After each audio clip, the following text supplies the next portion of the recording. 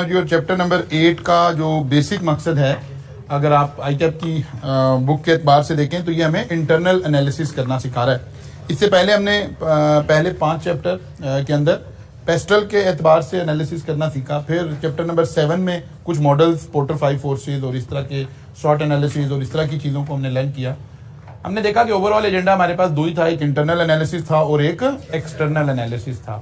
फिर हमने अगर मॉडल्स के एतबार से देखें तो इंटरनल एनालिसिस में हमें कैपेबिलिटीज देखनी थी, बीसीजी मैट्रिक्स देखना था, वैल्यू चेन, आज हम यहाँ पहुंच जाएंगे अभी हम कैपेबिलिटीज और बीसीजी मैट्रिक्स के में से गुजरे। एक्सटर्नल एनालिसिस में पेस्टल था, पोर्टर 5 फोर्सेज था, और फिर हमने इस एनालिसिस का एक ओवरऑल एजेंडा बना के हमने कहा था कि ये हमारा सारे का सारे सिलेबस का एक ओवरऑल स्केच है जो हम इधर वाले मैनेजेरियल एनालिसिस वाले पोर्शन में हम कर रहे हैं। इस सारे कोर्स का मकसद सिर्फ एक है, अगर आप सीए में बाकी सारा कुछ देखें, जो कुछ आप पढ़ रहे हैं, तो आपको कुछ स्किल सेट सिखाया जा रहा है। मसलन बुक कीपिंग कैसे करनी है, टैक्सेशन की सर्विसेज कैसे हैं, ऑडिट की सर्विसेज कैसे हैं, कॉस्ट अकाउंटिंग कैसे है। ये हम जो कोई दूसरा शख्स बिजनेस कर रहा है हम उसको सर्व कर रहे हैं, हम डिसीजन मेकिंग में इन्वॉल्व नहीं हो रहे यहाँ पर, यानी बिजनेस की डिसीजन कैसे करनी है वो इन्वॉल्व नहीं हो रही है। वो इन्वॉल्व हमें यहाँ सिखाई जा रही है कि यार बिजनेस के जब डिसीजन ले रहे हैं तो हमें इन फैक्टर्स को भी अकाउंट फॉर करना है। इसका मतलब है यहाँ हम बिजनेस मैनेजर्स बन रहे हैं और बाकी जगह पर हम अपने मेन जो प्रोफेशन की सर्विसेज हैं उनको सर्व करने के काबिल हो रहे हैं। फिर हमने देखा था कि जी कस्टमर की नीड्स हैं, कस्टमर की नीड को कैसे एनालिसिस करेंगे। फिर हमने कहा जी कस्टमर 3 तरह के हो सकते हैं, हर कस्टमर की थोड़ी थोड़ी सी नीड डिफरेंट हो सकती है, इसलिए बिजनेस डिसीजन लेते हुए हमें देखना चाहिए कि इस कस्टमर की बात हो रही है या कि कंज्यूमर की बात हो रही है। फिर हमने कहा जब कस्टमर कोई डिसीजन लेता है, किसी प्रोडक्ट के बारे में डिसीजन लेता है, तो वो 4 P's, मार्केटिंग ऑफ 4 P's के मिक्सचर से डिसीजन ले रहा होता है। उसके जहन में ये 4 चीजें होती हैं कि वो प्रोडक्ट को भी कंसिडर कर रहा होता है, वो उसकी प्राइस को भी कंसिडर कर रहा होता है, वो उसकी प्लेस को भी कंसिडर कर रहा होता है, और वो प्रमोशनल चैनल जिसके जरिए से आप उसको प्रमोट कर रहे हैं, इन चारों बातों के मिक्सचर से वो डिसीजन ले रहा होता है। वी कैन से कि कस्टमर इन 4 बातों से इन्फ्लुएंस होकर फाइनल डिसीजन ले रहा होता है। फिर हमने क्रिटिकल सक्सेस फैक्टर की बात की कि यार अगर हमें इंटरनली अपनी स्ट्रेंथ्स देखनी है तो हमें देखना चाहिए कि वो कौन सी बातें हैं जिसके ऊपर हमारे बिजनेस की सक्सेस डिपेंडेंट है। तो एक लिस्ट बन जाएगी, फिर उसमें से देखना है इसमें से क्रिटिकल कौन सी हैं, ज्यादा अहम कौन सी हैं। फिर जब हम ये सारी बातें पढ़ रहे थे तो हमने यही सीखा था कि जो ज्यादा अहम है उन्हें हम सेपरेट कर लेंगे, फिर उनमें से हर एक के ऊपर हम अपनी स्ट्रेटजी बनाएंगे, पॉलिसी बनाएंगे कि इसको हम अचीव कैसे करेंगे, मेजर कैसे करेंगे, टारगेट कैसे करेंगे, फिर ही जाहिर है टारगेट अचीव होगा। अदरवाइज तो just planning for the sake of planning रह जाएगी। इसी के अंदर हमने देखा कि एक छोटा सा मॉडल आ गया था, 2-3 बिजनेसेस का जिक्र हुआ, एक सबसे पहले अकाउंटिंग फर्म का जिक्र हुआ कि इसमें सक्सेस फैक्टर्स कैसे देख सकते हैं, फिर एक ऑटोमोबाइल लेकिन खास तौर पर स्पोर्ट्स कार के एंगल से एग्जांपल लाइक आपने दे दी, फिर पार्सल डिलीवरी सिस्टम के एतबार से दे दी। ये अहम बात हो सकती है बिकॉज कोविड के बाद डिलीवरी सिस्टम्स और ये बहुत ज्यादा अहम हो गए हैं। जो बिजनेस का मिक्स था, जो बिजनेस के एनवायरनमेंट था, उसके अंदर एक बड़ी मेगा चेंज आई है। इससे पहले ऑनलाइन का शेयर जो था वो इस तरह से नहीं था। ऑनलाइन शॉपिंग तो हो रही थी दुनिया भर में, लेकिन वो एक अपनी स्पीड से ग्रो कर रही थी, लेकिन उसके अंदर एज अ कैटलिस्ट काम कर गया कोविड और बहुत सारी चेंज आ गई। बहुत सारा जो है, जो इदारे पहले इस पे बिलीव ही नहीं करते थे वो सब भी उनकी मजबूरी बन गई कि वो इसमें चले गए। जो कस्टमर पहले इस पे बिलीव नहीं करते थे वो सब इस पे चले गए। इसका मतलब है इस तरह का बिजनेस, क्योंकि ये नई डेवलपमेंट है तो इसके ऊपर क्वेश्चन आ जाना कोई बड़ी अचंभे की बात नहीं होगी। तो हमारे जहन में होना चाहिए कि अगर डिलीवरी सिस्टम है तो उसके अंदर की सक्सेस फैक्टर क्या हो सकते हैं, हमें कैसे उसको देखना है। तो जाहिर है टाइमली डिलीवर होना एक है, सेफली डिलीवर होना दूसरा है, करेक्ट एड्रेस पे डिलीवर होना तीसरा एलिमेंट हो सकता है। ये 3 अहम एलिमेंट हो सकते हैं किसी भी डिलीवरी सिस्टम के अंदर। फिर हमने केपीआईज के ऊपर बात की परफॉर्मेंस इंडिकेटर के ऊपर बात की, और यहां से करते करते फिर हमने ये 6 स्टेप मॉडल, वही सारी बातें हो रही थी, इसको थोड़ा सा स्टडी किया। तो point 3, the entity should develop the level of critical competence. वो कह रहे हैं जब आपने क्रिटिकल फैक्टर आइडेंटिफाई किए ना, मतलब हम कह रहे हैं अभी हम डिलीवरी सिस्टम की बात कर रहे थे तो हम एक लिस्ट बना रहे थे कि यार क्या कॉम्पिटेंसी, क्या सक्सेस फैक्टर होंगे। और कहा जी नंबर 1 सबसे पहले टाइमली चीजें डिलीवर होनी चाहिए, नंबर 2 एक्यूरेट एड्रेस पर डिलीवर होनी चाहिए, नंबर 3 सेफली डिलीवर होनी चाहिए। अब ये हमने 50-20 चीजें लिखी थी, उसमें से हमने कहा यार ये 3 ज्यादा अहम है, these are critical success factor. कहते जी ओके, ये तो पता चल गया। अब अगला स्टेप है हमारी ऑर्गेनाइजेशन में क्रिटिकल कंपिटेंसीज क्या होनी चाहिए। इन तीन को अचीव तो करना है, ये तो पता चल गया है, लेकिन ये तीन जुड़ी हुई किसके साथ हैं? आप कह रहे हो टाइमली डिलीवर होना चाहिए, तो इसका मतलब है अब आपके क्रिटिकल कंपिटेंसीज के अंदर क्या चीजें होनी चाहिए? आपके पास राइडर्स होने चाहिए, आपका अपना स्टाफ होना चाहिए, ताकि आप उस पर डिपेंडेंट ना हो किसी, अगर मतलब बहुत सारे लोग किसी कंपनी के साथ आउटसोर्स किया हुआ है, तो आपका अपना सिस्टम होना चाहिए। अगर आपका ये क्रिटिकल सक्सेस फैक्टर है तो फिर आपका डिलीवरी का निजाम अपना होना चाहिए, आपके व्हीकल्स अपने होने चाहिए, आपके पास व्हीकल में ये कैपेसिटी हो कि आप सेफली चीजों को डिलीवर कर पाएंगे। अगर आप वैल्यूएबल चीजें डिलीवर कर रहे हैं और वो बाइक पर ही लोग ले लेके जा रहे हैं, तो फिर तो ये सिस्टम नहीं हो सकता। मसलन आपकी शॉप है, फर्ज किया इलेक्ट्रॉनिक्स की, अब आप एलसीडीज, एलईडीज और इस तरह की चीजें डिलीवर कर रहे हैं, लेकिन बाइक पर राइडर जा रहे हैं, तो पता चल रहा है कि नहीं कोर कैपेबिलिटीज अब आपके पास नहीं है। तो हमें यह भी एनालिसिस करना चाहिए कि company should develop the level of critical competency. अब हमारे पास ये चीजें होनी चाहिए, फिर हम ये काम कर पाएंगे। और अगर आप कोई हॉस्पिटल हैं और आपने कहा कि यार हॉस्पिटल के अंदर एक तो हमारे डॉक्टर्स होने चाहिए, दूसरा हमारा इक्विपमेंट लेटेस्ट होना चाहिए, ये तो पता चल गया, लेकिन अब देखना है कंपिटेंसीज हमारे पास है क्या। अगर वो चीज हमारे पास है नहीं है, तो फिर तो हम ये लिस्ट जो बना रहे हैं तो फजूल हो जाएगी ना। यानी जो फैक्टर हमने आइडेंटिफाई किए हैं, उन फैक्टर को अचीव करने के लिए जो कंपिटेंसी रिक्वायर्ड है, क्या वो भी अवेलेबल है कि नहीं है। अगर वो अवेलेबल नहीं है, फिर आप प्लानिंग किस चीज की कर रहे हैं? फिर तो किसी चीज की प्लानिंग नहीं कर रहे। आइडेंटिफाई अप्रोप्रिएट की performance indicator for such critical competency. आपको कैसे पता चलेगा कि ये है कि नहीं है? इसको मेजर भी तो करेंगे ना, क्योंकि असल में ये 6 स्टेप्स तो कुछ भी नहीं है ना। ये तो उसने एक, जब भी कोई बड़ा मैनेजमेंट अकाउंटेंट उठता है, वो एक फ्रेमवर्क बना देता है। बात तो वही हो रही है कि भाई क्रिटिकल सक्सेस फैक्टर को आइडेंटिफाई करें, लेकिन वो कह रहे हैं यार खाली आइडेंटिफाई करके बैठ जाएं तो कोई फायदा नहीं हुआ। वो तो ऐसे ही जैसे हम पाकिस्तानी प्लानिंग करते हैं, किसी चीज की प्लानिंग कर लिया, उसके बाद काम कोई नहीं किया। वो कह रहे नहीं, इसके बाद आप फौरन से देखें कि अच्छा यार ये 5 चीजें हैं जो हर हालत में अचीव होनी है, तो फिर अगली लिस्ट बनाए कि इन 5 चीजों को अचीव करने के लिए वो कौन सी चीजें हैं जो हर हालत में होनी भी चाहिए, तभी तो अचीव होगा ना। तो वो एक सिस्टमैटिक अप्रोच उसने हमें बनाकर दे दिया बेसिकली। अच्छा जी, फिर क्योंकि इंटरनल एनालिसिस की बात हो रही है, तो उसने कहा यार एक और तरीका आपको सिखाते हैं, दैट इज बेंचमार्किंग। बेंचमार्क का मतलब क्या होता है? किसी चीज, किसी स्टैंडर्ड से कंपेयर करना। और अगर हम वैसे कहीं अकाउंटिंग स्टैंडर्ड में बेंचमार्क का लफ्ज यूज कर रहे हो, यूज नहीं, अकाउंटिंग में कहीं स्टैंडर्ड में किसी आईएएस के अंदर आप कहते हैं कि बेंचमार्क ही है, हाँ, मतलब स्टैंडर्ड ने कहा ये भी कर सकते हैं, ये भी कर सकते हैं, ये भी कर सकते हैं, लेकिन बेंचमार्क ही है, क्या मतलब रिकमेंडेड ये है, कहा ये जा रहा है कि आपने ये करना है, ठीक है ना, कि बेंचमार्क ये है। वैसे ये 3 ऑप्शन है, लेकिन हमारी तरफ से रिकमेंडेड ही है, ठीक है ना। अगर स्टैंडर्ड्स वगैरह में कहीं ये लफ्ज यूज हो रहा तो इसका मीनिंग होता है रिकमेंडेड ही है।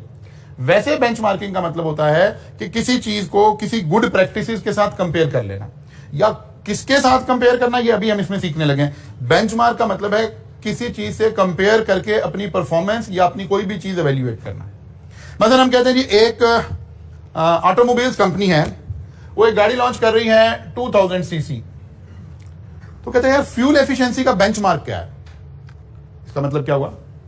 जनरली इस इंजन कैपेसिटी के साथ गाड़ियों की फ्यूल कैपेसिटी, फ्यूल एफिशिएंसी क्या है, ताकि मैं चेक करूं कि यार अगर मैं व्हीकल लॉन्च कर रहा हूं तो जो इंडस्ट्री का बेंचमार्क है कम से कम उसके पास तो मैं खड़ा हूं। बेंचमार्क मींस जिससे हम कंपेयर करेंगे। हम कहते हैं जी कैफ 6 का पास रेट, जो भी लास्ट अटेम्प्ट है, क्या पास रेट था? चले 37 पे। This pass rate will always work as a benchmark, ठीक है ना। कि कोई भी शख्स, कोई भी कहेगा यार भाई ये बेंचमार्क था और हमने बैच पढ़ाया तो जी उसका 54% पास रेट था, तो वो क्या शो कर रहा है इस वक्त कि यार मैं बेंचमार्क से अबव खड़ा हूं। तो बेंचमार्क असल में चीजों को कंपेयर करने के लिए यूज हो रहे हैं, और किसके किसके साथ कंपैरिजन होगा वो यहां हम सीखेंगे भी। लेकिन मकसद क्या है? इंटरनल स्ट्रेंथ कैलकुलेट करना। अगर ये क्लेम कोई शख्स कर रहा हो कि जी आईकैप का रिजल्ट ये था और मेरा रिजल्ट ये था, तो अपनी इंटरनल स्ट्रेंथ की बात कर रहा है, और अगर वो उस बेंचमार्क से पीछे था तो इंटरनल वीकनेस की तरफ इशारा हो रहा है। इसका मतलब है ये भी, ये क्योंकि इस पूरे चैप्टर का मकसद क्या है? इंटरनल स्ट्रेंथ कैलकुलेट करना।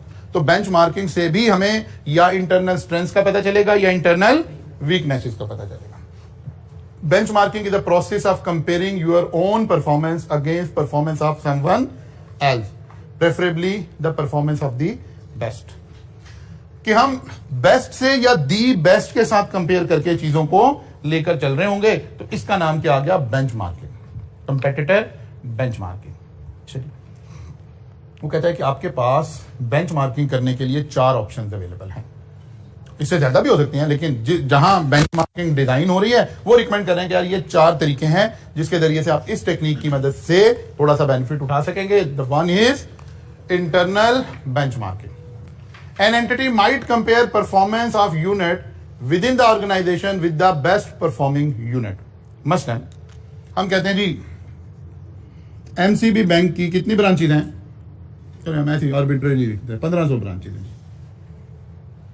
एमसीबी बैंक कहता है कि यार जाहिर है उसके पास डाटा है, डाटा एनालिसिस का दौर है। वो कहता है यार हमारी फलां जो ब्रांच है ना, ब्रांच नंबर बार कोड उसका आ गया 1122, वो कहते हैं जनाब ये ब्रांच सबसे अच्छी परफॉर्म कर रही है। बाकी सारी ब्रांचेस को उसके अगेंस्ट मेजर करना शुरू कर देते हैं कि वहां कंप्लेंट रेट ये है, वहां डिपॉजिट रेट ये है, वहां फलां चीज ये है, वहां फलां चीज ये है। This is called internal benchmarking. कि आपने अपनी ही ऑर्गेनाइजेशन के किसी एक डिपार्टमेंट को, किसी एक ब्रांच को, किसी एक जगह को बेंचमार्क बना दिया है। Benchmark means standard of measure बना दिया है। क्या इससे कंपेयर करें तो पता चलेगा कि आप कहां खड़े हैं। केएफसी की मल्टीपल ब्रांचेस हैं, वो अपनी किसी एक ब्रांच को बेंचमार्क बना दे कि यार फलां ब्रांच से कंपेयर करके बताएं वहां सेल क्या है, वहां किसी ऑर्डर का रिटर्न का रेट क्या है, वहां कंप्लेंट का रेट क्या है, वहां ऑर्डर डिलीवरी टाइम क्या है। इस तरह से अगर हम किसी एक जगह को कंपेयर कर ले तो this is called internal benchmarking. तो जाहिर है अगर आप उसके करीब हैं तो ये उस दूसरी ब्रांच की स्ट्रेंथ शो हो रही होगी, और अगर उससे बहुत पीछे हैं तो फिर वीकनेसेस शो हो रही होगी। जी, जब भी कंपेयर करेंगे तो ऑब्वियसली लाइक विद लाइक में कन्वर्ट करके कर रहे होंगे। एक जैसी होंगी तो कंपेयर कर रहे होंगे, ठीक है ना, अदरवाइज नहीं कर रहे होंगे। अच्छा जी, operational benchmarking. An entity might compare the performance of a particular operation with the performance of a similar operation in different business entity in different industry. वो कहते हैं ये वाला बेंचमार्क हम जब यूज करते हैं जब हमें अपनी इंडस्ट्री में कोई बेंचमार्क पसंद ना आ रहा, ठीक है ना। यानी हम समझते हैं कि यार अभी तो ये इंडस्ट्री ग्रो कर रही है, अभी हम इसी को बेंचमार्क बना लेंगे तो फिर तो कोई फायदा नहीं है। वो कहते हैं अच्छा लेकिन कंपेयर भी करना है, कहीं से मेजर भी करना है, कहीं से स्ट्रेंथ एंड वीकनेसेस भी देखनी है, हमने अपना गैप भी कंपेयर करना है, तो कहीं तो बेंचमार्क होना चाहिए ना। जैसे जब हम लोग सीए कर रहे थे तो बेंचमार्क अवेलेबल नहीं था। आईकैप रिजल्ट कैसे देता था? या फेल या पास, मार्क्स नहीं बताए जाते थे। अच्छा, उस वक्त यह भी डिक्लेयर नहीं था कि पास रेट क्या है। बस एक लिस्ट आई है, उस लिस्ट में अगर आपका नाम आ गया है पास वालों में तो बस ठीक है, नहीं तो समझ जाए कि मैं फेल हो गया हूं। ये लिस्ट कितने % पे डिफाइन हुई है ये भी नहीं डिक्लेयर था। कोई बेंचमार्क आपके पास अवेलेबल नहीं था। फिर एसीसी आ गया, ICAEW ने पाकिस्तान में काम शुरू किया, प्रेशर पड़ना शुरू हुआ कि यार ये कंपनी तो सब कुछ बता रही है तो आप क्यों नहीं बता रहे हैं। तो थोड़ा सा आईकैप को भी ख्याल आया, लेकिन वो बिल्कुल इनके लेवल पर नहीं आए। ये तो पास वाले को भी अपने मार्क्स बताते हैं, ये तो एग्जामिनर भी डिक्लेयर करते हैं कि ये पर्सन एग्जामिनर होगा, उस एग्जामिनर के इंटरव्यूज आते हैं, वो एग्जामिनर ओपनली लोगों को रिवीजन करा रहा होता है, बता रहा होता है। तो हम जब ACCA में पढ़ाते थे तो अ गुड 80%, कम से कम 80% पेपर हमें पता होता था क्या है, बिकॉज एग्जामिनर पता है, उसका प्रोफाइल पता है, ये पता है उसने पिछले 2-3 अटेम्प्ट में क्या पेपर बनाया था, इसका रुझान किधर है। फिर एग्जामिनर खुद आर्टिकल्स लिख रहा है, तो एक थोड़े एक्सपीरियंस टीचर को गुड 80% तो जरूर ही पता होता था यार ये पेपर एक्सपेक्टेड हो सकता है। खैर आईकैप अपने मेंबर पर इतना एतमाद नहीं करता कि वो ये कहे कि यार बता दें, वो ये नहीं बता, लेकिन उसने कम से कम एक काम किया, उसने कहा नहीं यार 50% पास रहे जो पास हो गए हैं, क्योंकि आईकैप का बिलीव ये है कि हम लोगों को मार्क्स से नहीं मेजर करते, इसलिए मार्क्स नहीं बताने, हमने कैटेगराइज नहीं करना, अपने मेंबर के दरमियान कोई सेग्रीगेशन नहीं करनी। ओके, उसने कहा चलें जो फेल हो गए हैं उनको बताते हैं कि 42 थे, ताकि वो कंपेयर कर सकें कि यार मैं बेंचमार्क से इतना पीछे रह गया था, मेरी एफर्ट में इतनी कमी थी, ताकि अगली मर्तबा वो उसको ओवरकम कर सके। तो बेंचमार्क हमें अपनी परफॉर्मेंस को एवेल्युएट करने के लिए, इंप्रूव करने के लिए फर्दर कितनी एफर्ट रिक्वायर्ड है, फर्दर किस डायरेक्शन में काम करना है, ये भी रोल प्ले कर रहा होता है। अब हमें सम टाइम बेंचमार्क मिला ही नहीं, अपने ना हमारे अपने ब्रांचेस ऐसी हैं कि हम उनमें से किसी को बेंचमार्क बना लें। मतलब हम इस क्लास में से अगर सोचें कि जी कैसे पढ़ना चाहिए, हम कहें यार कौन से बच्चे को बेंचमार्क बनाओ, कहते हैं सारी एक जैसे हैं, किसी को नहीं बेंचमार्क बना सकते। बात समझ आई है?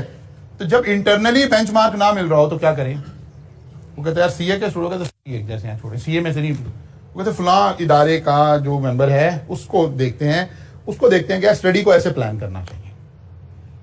यानी ये जरा डिफरेंट चैलेंजिंग बात है कि हमें अपनी पूरी इंडस्ट्री में बेंचमार्क नजर नहीं आ रहा। फिर हम इस पर गए कि यार हम किसी सेकंड इंडस्ट्री से, अगरचे वो सिमिलर इंडस्ट्री नहीं है, विद डिफरेंट इंडस्ट्री से बेंचमार्क उठा रहे हैं, तो फौरन सवाल पैदा होगा कि यार ये बेंचमार्क कैसे हो सकता है? तो कह रहे नहीं, हम इंडस्ट्री पूरी को बेंचमार्क नहीं उठा रहे। मसलन हम जिस इंडस्ट्री में काम कर रहे हैं, हमारी इस इंडस्ट्री में या तो लोग ऑर्डर डिलीवर कर नहीं रहे हैं, होम डिलीवरी कर नहीं रहे हैं, या अगर कर रहे हैं तो किसी की भी कोई काबिले फखर परफॉर्मेंस नहीं है उसके अंदर, सभी ऐसे ही हैं।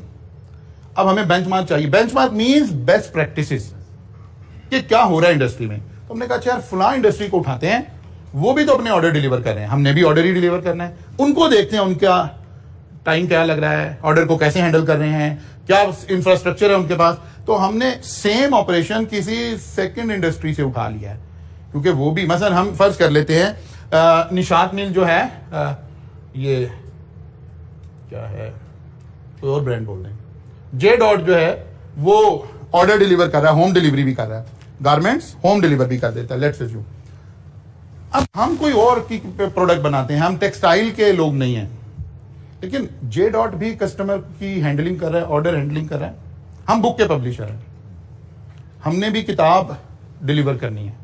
तो अब हमने जे डॉट को, इसके डिलीवरी सिस्टम को बेंचमार्क बना लिया। यार ये ऑर्डर कब रिसीव करता है, कितनी देर में प्रोसेस करता है, कितनी देर में डिलीवर करता है, इसके यहाँ रॉन्ग ऑर्डर डिलीवर, गलत एड्रेस पे डिलीवर हो गया उसका रेट क्या है, जो स्पेसिफाइड टाइम था उससे लेट हो गया उसका रेट क्या है। हमने कहा जो ये कर रहा है, सब लोग इसकी तारीफ कर रहे हैं, हाँ यही हमारा बेंचमार्क है, हम भी यही करना चाहते हैं। लेकिन यहां एक बात अहम है कि ऑपरेशनल बेंचमार्क में हमें अपनी इंडस्ट्री से बेंचमार्क नहीं मिला है, बल्कि हमने किसी दूसरी इंडस्ट्री से बेंचमार्क उठाया है, यकीनन उस शोबे का, उस ऑपरेशन का उठाया है जिससे हम काम कर रहे हैं। जी हो सकती है, बिल्कुल हो सकती है। मसलन हम कॉलेज में कहते हैं कैश हैंडलिंग, बच्चा कैश लेकर आता है, हम बच्चे की कैश हैंडलिंग कैसे कर रहे हैं। हम कहते हैं अच्छा किसी और इदारे में देख लेते हैं। हम कहते हैं यार सारे अकाउंटेंट ही हैं, तो अकाउंटेंट, जब खुद अकाउंटेंट होते हैं ना, तो हम अकाउंटेंसी को अहमियत ही नहीं देते।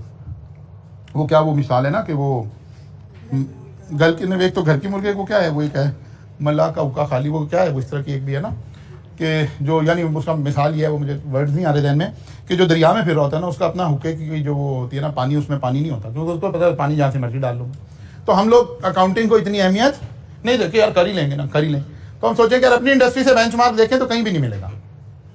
कहते हैं अच्छा किसी और इंडस्ट्री से, मतलब किसी हॉस्पिटल में कैश हैंडलिंग बड़े अच्छे तरीके से हो रही है, या हम कहते हैं जी फर्ज कर लें चुगताई लैब वाले बड़ी अच्छी कैश हैंडलिंग कर रहे हैं। अब वो सेम इंडस्ट्री नहीं है, लेकिन कैश हैंडलिंग तो सेम है ना। तो इस तरह से अगर आप किसी और इंडस्ट्री से उठाकर बेंचमार्क लेंगे तो इसको क्या कहेंगे, ऑपरेशनल बेंचमार्किंग। फिर आ गया जी competitive benchmarking. An entity might compare its own performance and its own product with those of most successful competitor. अब आप अपने ऑपरेशन को अपने कंपेटिटर के साथ, जो कि मोस्ट सक्सेसफुल है, उसके साथ कंपेयर कर रहे हैं और ये देख रहे हैं कि यार वो क्या कर रहा है, मैं भी ऐसे ही कर लेता हूं। इसको हम कहते हैं इंडस्ट्रियल बेस्ट प्रैक्टिसेस, कि जो इंडस्ट्री में सक्सेसफुल लोग हैं, जो वो कर रहे हैं, बस आप वो भी उसको बेंचमार्क बना लें। अगर फिलहाल वो आप समझते हैं वो लीड कर रहा है, तो आप उसको देखिए कि वो ये सारे काम कैसे कर रहा है। लेकिन इसमें सेम इंडस्ट्री है, सेम वो है, तो आप उसको जाहिर कंपेयर कर सकते हैं। अब अगर आप उससे बहुत पीछे हैं तो इसी का लिंक बन जाएगा कि पता चले यार वो ये काम ऐसे ऐसे कर रहे हैं, तो पता चले वो क्रिटिकल कैपेबिलिटीज ही नहीं है आपके पास। वो ऑर्डर हैंडलिंग कैसे करें, आप कहेंगे हमारे पास तो सिस्टम ही नहीं है। इसका मतलब है पहले हमें कैपेबिलिटीज भी क्रिएट करनी पड़ेगी। चलिए, एंड लास्ट आ गया कस्टमर बेंचमार्किंग। वो कहता है एक आखिरी तरीका यह है कि आप कस्टमर की विश लिस्ट को बेंचमार्क बना लें। कस्टमर क्या चाहता है, ठीक है ना, इंडस्ट्री में हो क्या रहा है इसको छोड़ें, बल्कि आप क्या देखें, ये डिफरेंट टाइप ऑफ बेंचमार्क है कि कस्टमर की जो ख्वाहिश है आप उसी को बेंचमार्क बनाएं।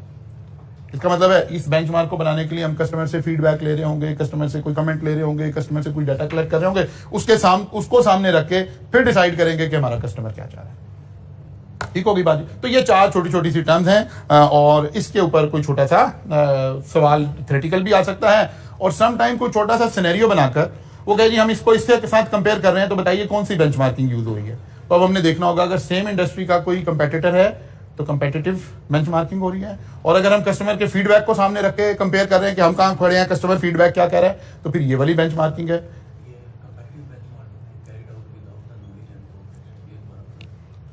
इसमें an entity might compare its own performance and its own product with those of most successful competitor, unlike internal benchmarking and operational benchmarking. Competitive benchmarking must be carried out without the knowledge and cooperation of the selected benchmark. यानी दूसरी industry ने हमें cooperate कोई नहीं करना, वो तो हम एनालिसिस करेंगे ना कि वहां क्या हो रहा है। कंपेटिटर क्यों अपना सारा डाटा आपके साथ शेयर करेगा?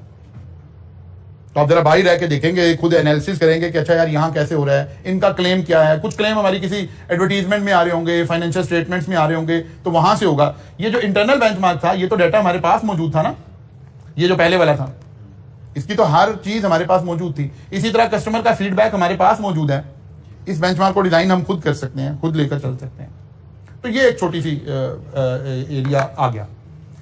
बेंचमार्किंग के ऊपर लिटिल बिट न्यूमेरिक क्वेश्चन भी बन सकता है, लेकिन अभी इनिशियल अटेम्प्ट्स हैं तो बिल्कुल उसकी जरूरत नहीं है। लेकिन बहरहाल शायद मैं आपको एक क्वेश्चन इस पे प्रोवाइड कर दूंगा जहां न्यूमेरिकली इन चीज को अप्लाई किया जाना चाहिए। उसूली तौर पे 3, 4, 5 अटेम्प्ट के बाद तो फिर ये सब चीजें न्यूमेरिक में, सिचुएशन में कन्वर्ट होकर यूज हो रही होंगी। बहरहाल मैं एक क्वेश्चन आपको इस पर करवा दूंगा जी।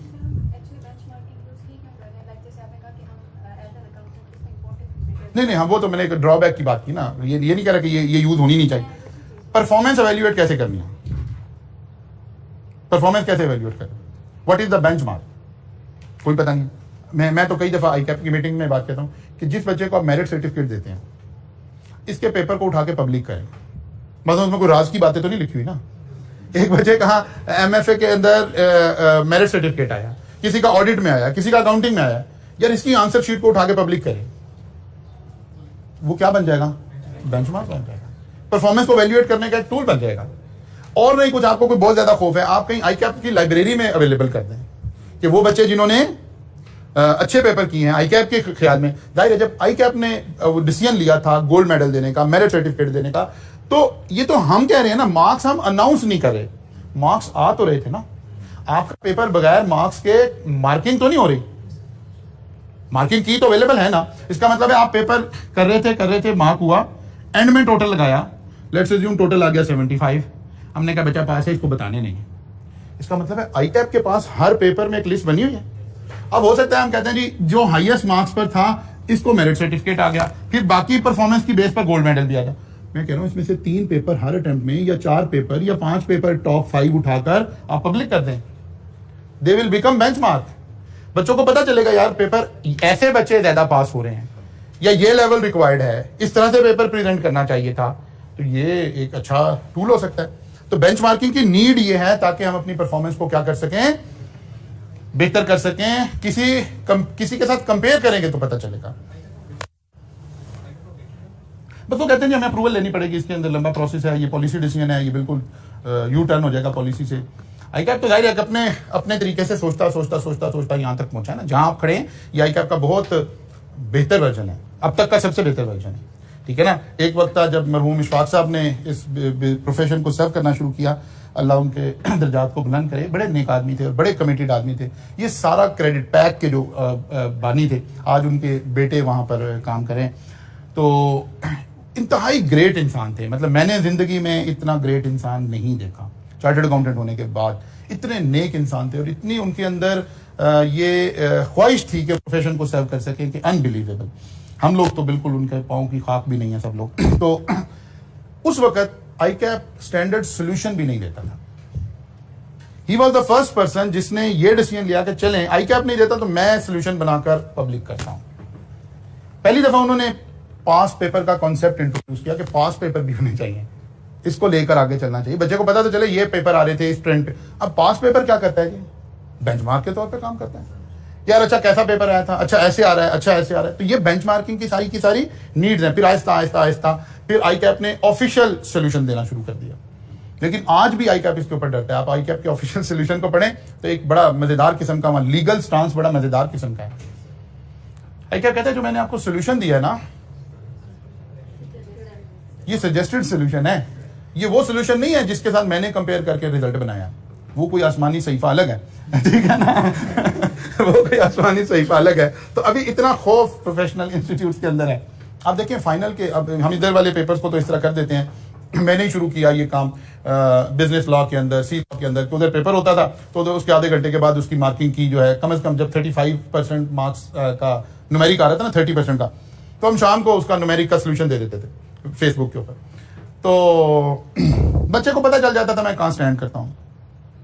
लेकिन अभी तक भी, आज तक कोई टीचर फाइनल के सोल्यूशन, आई कैप का सोल्यूशन आने से पहले अपना सोल्यूशन नहीं देता। सब मुहतात रहते हैं कि यार कोई गलती ना हो जाए, ये ना हो जाए, वो ना हो जाए। तो ये एक जाहिर है, ये कि हमारे प्रोफेशन में इसी तरह ही है।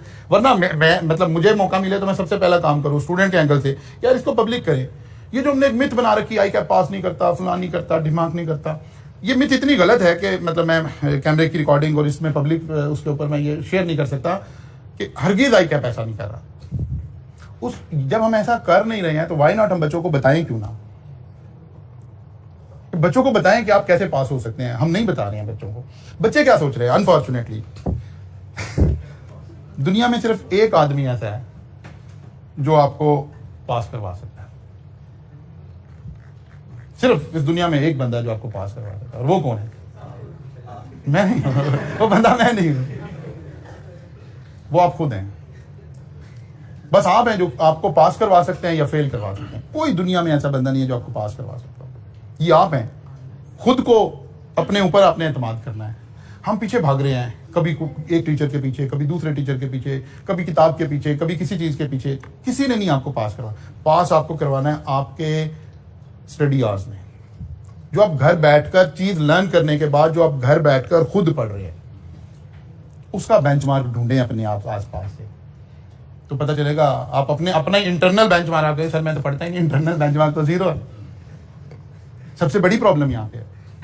आई कैप को हम बदनाम किए जा रहे हैं लोगों को। इस कमरे से बाहर हम दुनिया को तो जो मर्जी बता दें, लेकिन आप में से अक्सर बच्चे हैं जो अभी तक पहली अटेम्प्ट में कई पेपर पास करते आ रहे हैं। आई कैप कहाँ आपको रोक रहा है?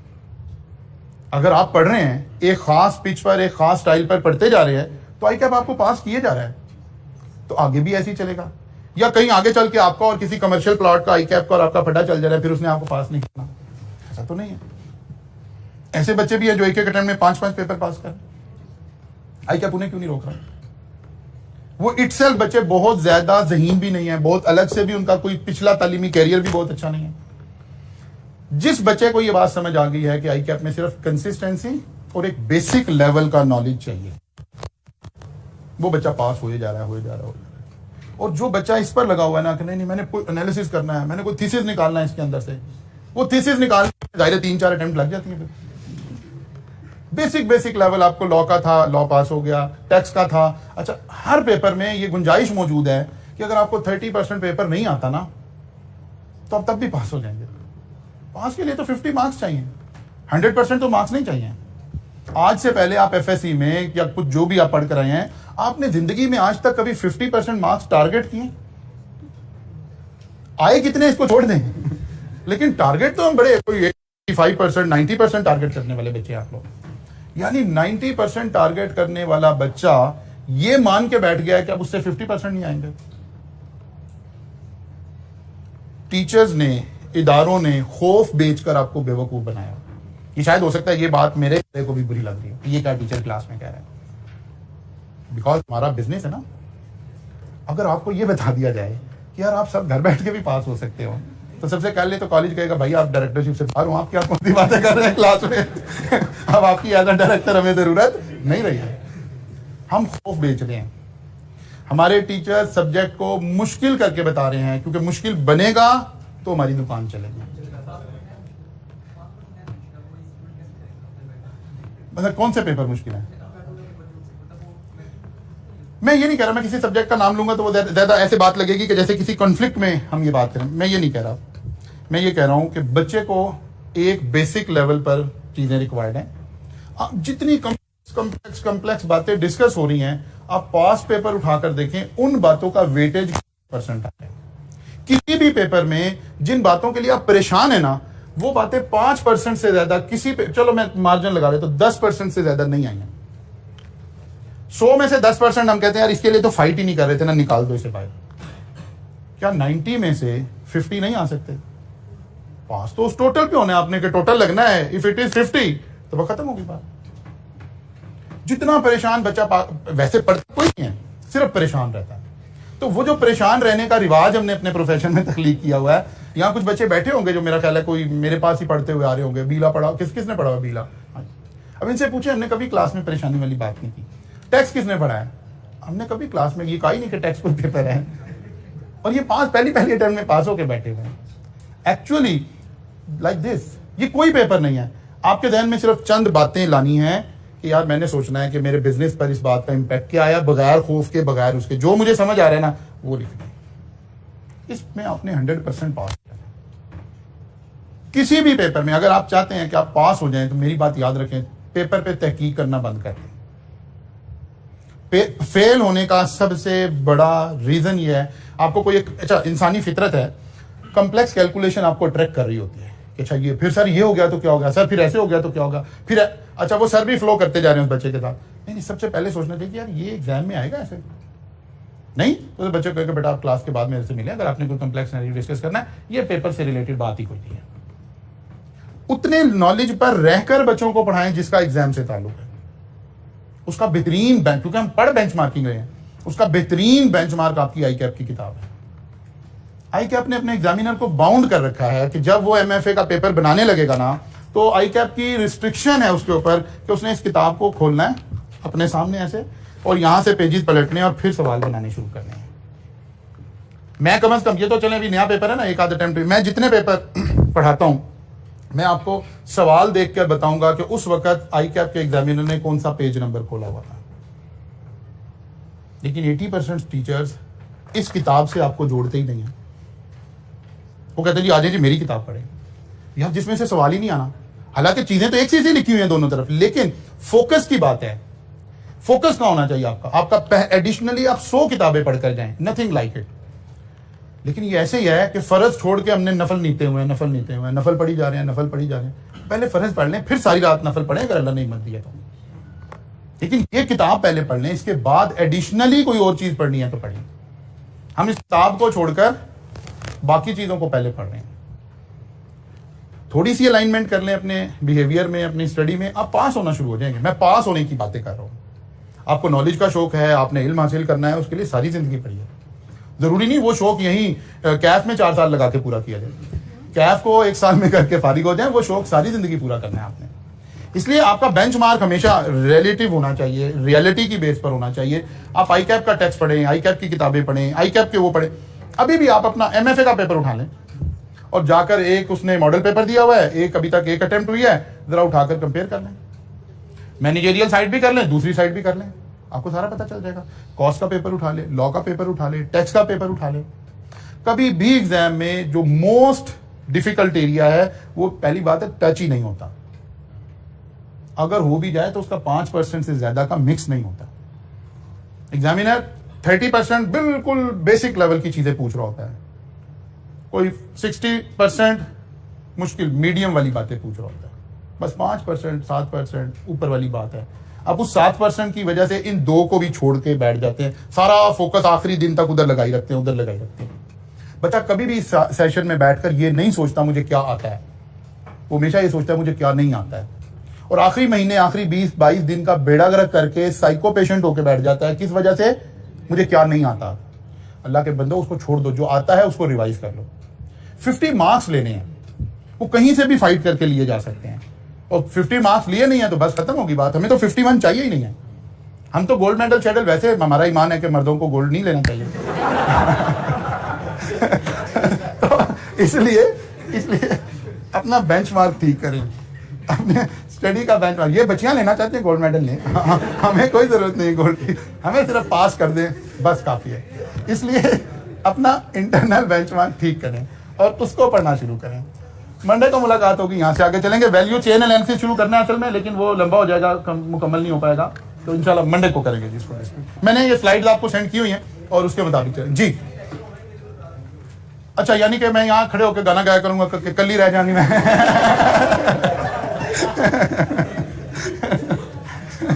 सही, आप सही कह रहे हो भाई।